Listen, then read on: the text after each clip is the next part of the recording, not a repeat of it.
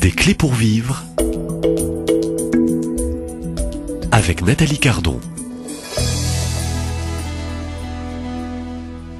Des clés pour vivre, un deuxième entretien, deuxième rencontre, et je vous salue, frère Éric Bidot. Bonjour. Merci de votre fidélité. Nous sommes pas très loin de ce lieu de la grotte Massabielle où nous enregistrons pendant cette période du grand pèlerinage du Rosaire. Donc au programme, c'est bien sûr les frères capucins, les saints capucins aussi, Saint François d'Assise.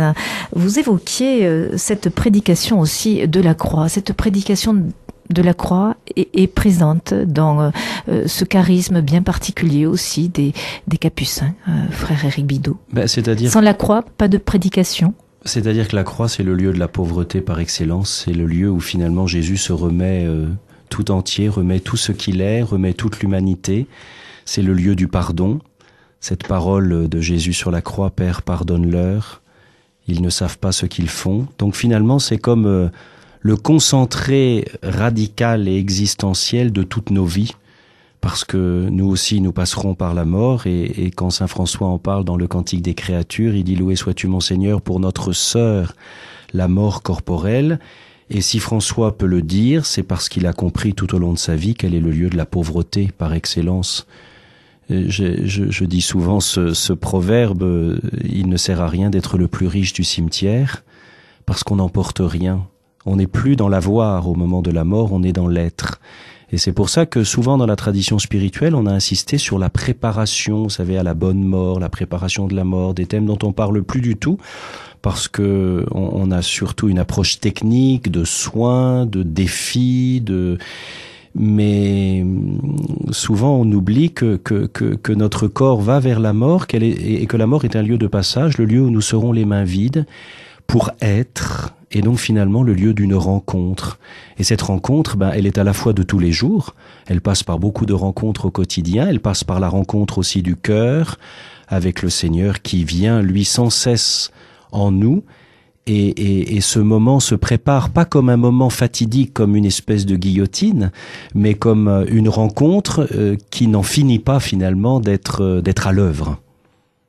Vous parlez de rencontres, de ce moment aussi ultime où nous devons nous préparer aussi à ce grand passage de la mort. Parmi encore, et je reviens sur cette ville de Lourdes, ce sanctuaire, les frères capucins. Vous avez un frère capucin, il y a une très belle histoire aussi d'un frère Giacomo qui est enterré dans le cimetière de Lourdes. Voilà. Pour nos amis auditeurs qui viendraient ici en pèlerinage, rencontrer peut-être parmi toutes les communautés les frères capucins, un arrêt peut-être, une belle histoire et un arrêt dans ce cimetière pour venir prier frère Giacomo. Et c'est lié à la mort. Et c'est lié à la mort. Giacomo da Balduino était un frère, un prêtre capucin d'une 40aine d'années de Venise. Et il était malade depuis 10 ans, donc il était confesseur simplement. Il y avait que cela qu'il pouvait faire parce qu'il n'avait aucune énergie pour aller en prêcher à l'extérieur. Et il arrive donc en pèlerinage exténué par des dizaines d'heures de train. Et il arrive ici et il dit tout de suite à la grotte, mais en fait il meurt à la descente du train. Et il est enterré au quartier des étrangers, donc au nouveau cimetière. Et puis à sa mort, petit à petit, des foules et des foules viennent. Moi, quand je viens à Lourdes, je vais prier sur sa tombe qui est très fleurie, qui est indiquée dès l'entrée du cimetière, c'est un signe. Et des personnes passent, parfois des groupes, mais surtout des personnes une par une. Et je demande souvent, vous venez d'où ? Alors il y a une personne qui me dit, je suis de Lourdes, et quand je vais sur la tombe de mes parents, je m'arrête toujours sur la tombe du père Giacomo, du père Jacques. Et puis une autre personne, elle me dit, ça fait 25 ans que je viens à Lourdes comme hospitalier. Il y a 25 ans, on m'a dit, va sur la tombe du père Giacomo, et j'y viens à chaque fois. Et le père Giacomo particulièrement, et c'est important aujourd'hui, a une mission d'intercession et d'accompagnement des prêtres en difficulté.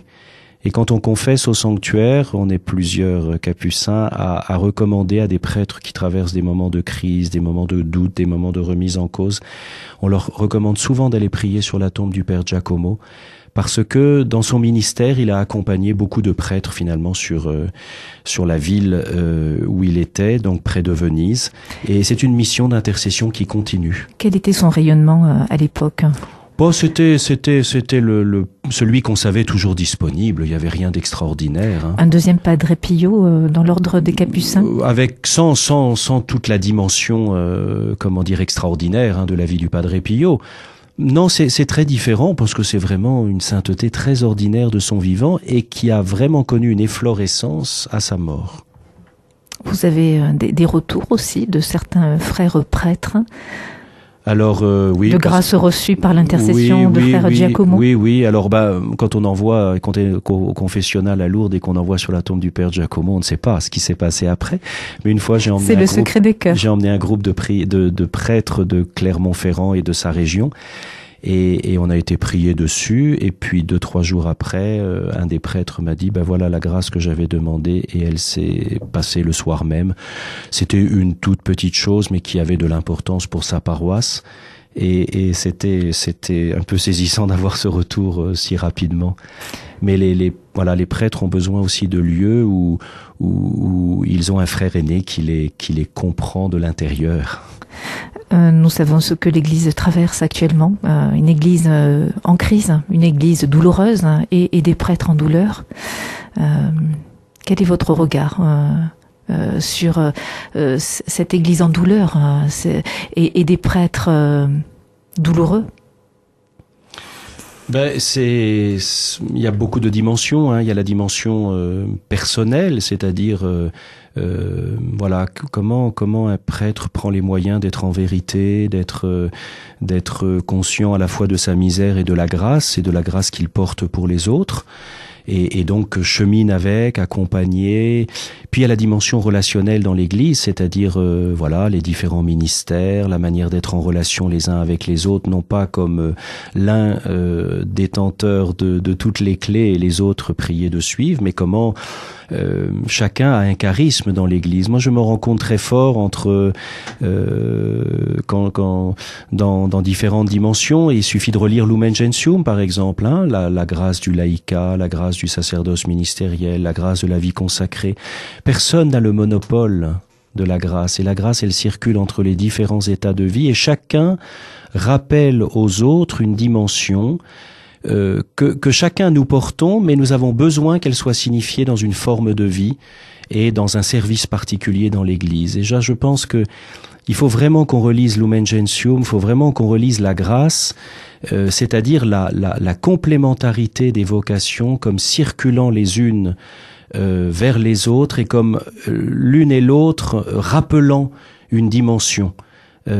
Ça me paraît vraiment très très important, et c'est sans doute une bonne occasion de se réappuyer sur ce texte conciliaire pour recomprendre qui nous sommes en Église et dans les différents services que nous rendons. À quoi sert au fond la vie consacrée aujourd'hui pour l'Église et le monde? La vie consacrée dans Lumen Gentium, c'est très intéressant. Elle est du côté de l'appel universel à la sainteté, c'est-à-dire elle est du côté du rappel que tous nous sommes appelés à la sainteté, c'est-à-dire à vivre déjà des relations de Jésus mort et ressuscité qui instaurent des relations nouvelles dans l'humanité et avec toute la création. Et la vie consacrée, elle n'a pas le monopole de cela, mais elle est comme un éveilleur.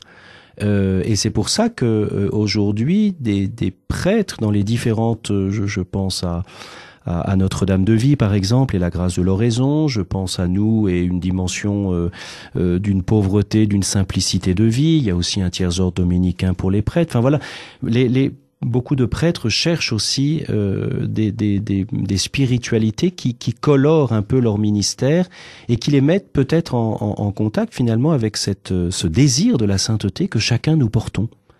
Et on voit ça aussi avec des familles, avec des jeunes aussi. J'étais cet été avec de jeunes familles et des jeunes de la jeunesse franciscaine, et on sent ce désir et cette communion à laquelle nous sommes appelés. Donc on entend communion, fraternité, et puis mouvement, circulation. Parce que Dieu est en lui-même cela. Et c'est la Trinité. Exactement. Et c'est la Trinité. Et c'est parce que François a contemplé vraiment la Trinité qu'il en a comme déduit cette dimension de fraternité universelle. Et justement, je pensais à François et ce lien très fort avec la Trinité, Père, Fils et Saint-Esprit, ce mouvement aussi de François d'Assise.